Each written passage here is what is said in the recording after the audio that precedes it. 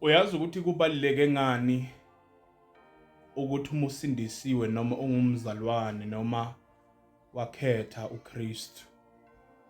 Kubaluleke kakhulu ukuthi ufunde ukuma noNkulunkulu.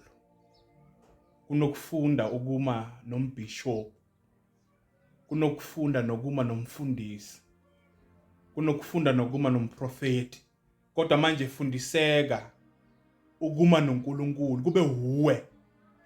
kube uNkulunkulu. Wenzela ukuthi uma ukhona ukuma noNkulunkulu noma umprofeti angajika, kodwa wena solo uhamba noNkulunkulu. Wenzela ukuthi nomfundisi noma angasala endleleni kodwa wena uqhubeke uhambe noNkulunkulu. Ngoba into eyasalisa amakholwa amaningi endleleni wayebheka abafundisi kakhulu. Kanti nabafundisi bayawa, nabafundisi bayahlubuka.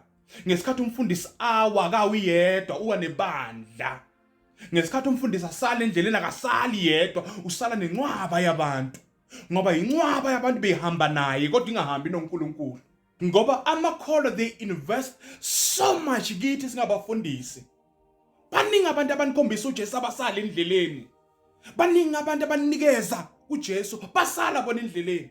Akathi umuntu wakhe introduce kuJesu asala endleleni kodwa wena hamba ngoba ubhekanga yena ubheke wena kufaka kuyena.